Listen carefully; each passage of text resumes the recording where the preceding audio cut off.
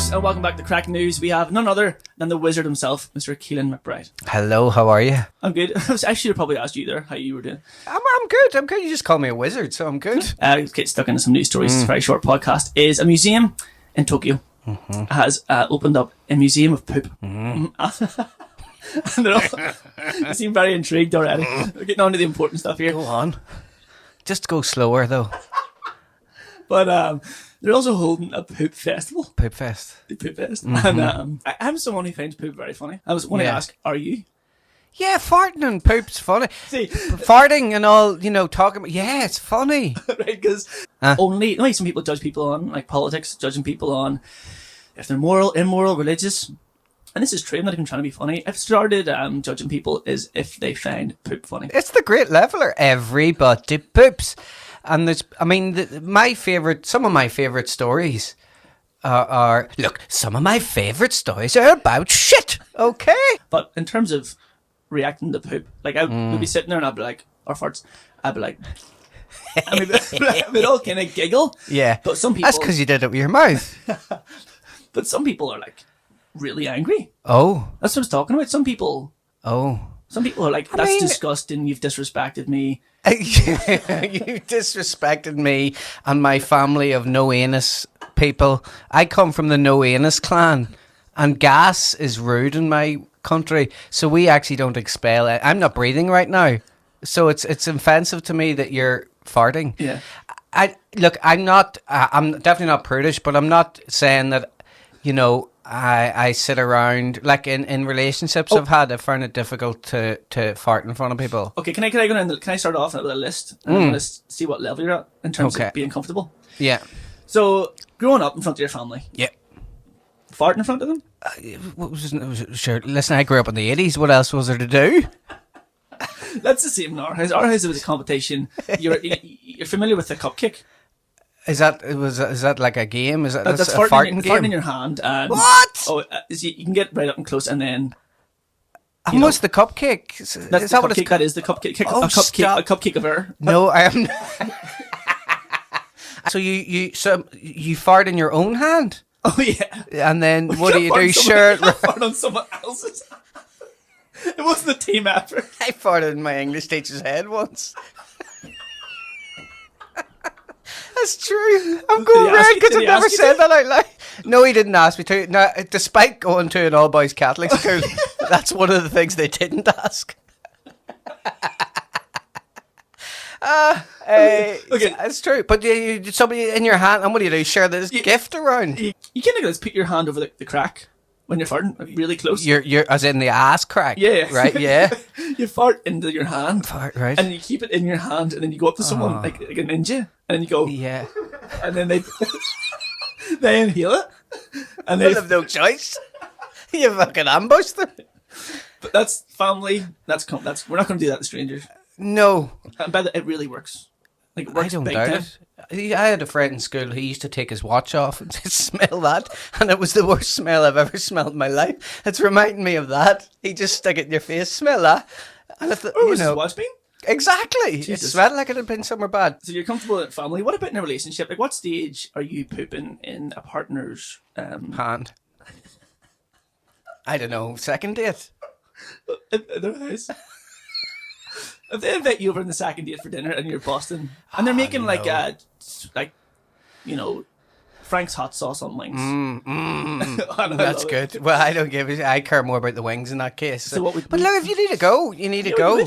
You do need to go. But I'm not comfortable with it. I'm not, that same guy that used to flash his watch in your face on his wife, they've married happily with loads of kids. On their the very, very first time he was round at her house at uni, he was in the toilet for about an hour, and I lived with him. It was not a good thing. So I remember the story goes, she was like, "What is this? Who is this man?" But now they're married happily. Did you actually bought him a new watch? That's the first thing. That was the deal breaker. That was the deal breaker. Keep your wrist away from me. Well, that's the last little small poop story I'll tell you, and you can let me know if this is too far. Right? So whenever I was like still drinking, right? Me and my ex-partner went out on the lash, and we both went back to my mum's house, but my mum rented out an Airbnb at the time. We don't know which one of us did it, right? But there was a guy living in the house renting it out as Airbnb. One of us, the doors were all locked. So Go on. So one of us pooped out the back garden. Okay, well, this isn't too bad. But the guy came out, was having a smoke, went in for something, and came back out and stood on it. I'm impressed that whoever it was totally you, got to the garden. You know what I mean? I do also like a story that goes, two people involved, and you say, we don't know which of us it was. We don't know who did it. You know, that's a drinking story. Yeah. Okay, we'll move on to... Well, geez, we could almost do a couple of card tricks now. Yep, let's do it. But yeah, to finish off Craic news, we're going to have a magic trick, yeah? Yes, let's do a magic trick. The whole time I've had a deck of cards sitting here. I didn't see it. On the table. And I'll tell you what we'll do. Traditionally, a magician says, hey guys, reach over and Does he say that? Yeah, to reach over? They say, he says reach over, not reach around. What kind of, is that, are we allowed to say things like that in the podcast? You can say whatever you want. And I'll definitely edit it out. I don't know who can see or what, if you can see that this is, let me get it this way. You might be able to, you don't need to see close up, but the important thing here is that you can see that all of the cards are different. Can you see that, James? Definitely different. I can see that, yeah. You can see they're different. They're red and they're black and they're different And I want numbers. you to have a nosy across the cards as well. I suppose just noticing. You're not memorising the cards, but you are noticing the cards, right? It's also important that people listening and watching this know that we haven't set anything up. We didn't set anything up. Oh, yeah. I don't do that. You know, I've had somebody recently say to me, a magician friend of mine said to me, well, obviously you had that person in the audience set up. And I said, are you, it was insulting because anybody could do that. You know what I mean? Well, this is what I do for a living. So I can't afford to get somebody to, why would I do that? You know, I can do this. See, I've seen you recently. I thought one of your tricks were that as well. No. Look, come see me live. Follow me. I'm at Magic Belfast. On Instagram, and you'll see that I can do this live anywhere. Anywhere. Let's see if this works. Deck of cards on the table. James, rather than pick a card, just name out loud for all of us any playing card at all, and you can change your mind as many times as you want.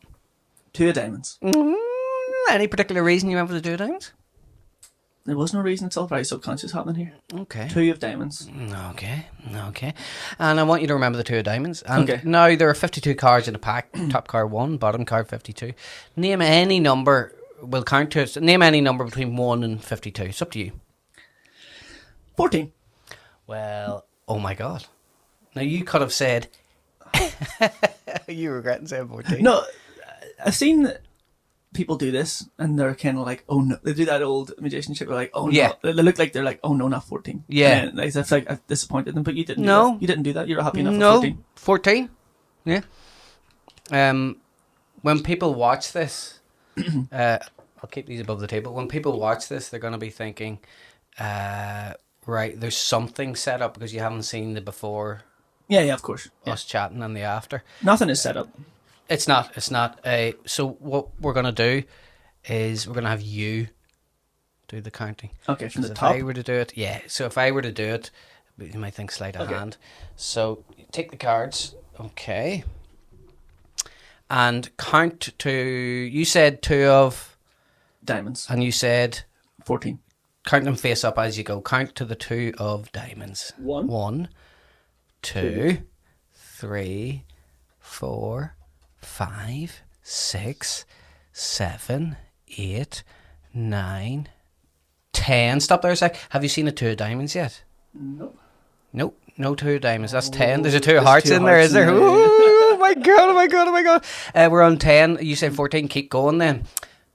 11, 12, 13. The next card is the 14th card. You could have said any card whatsoever. You said the 2 of diamonds. You said any number. You said 14. Look at the 14th card. Is it the 2 of diamonds? Good Lord, it's the 2 of diamonds.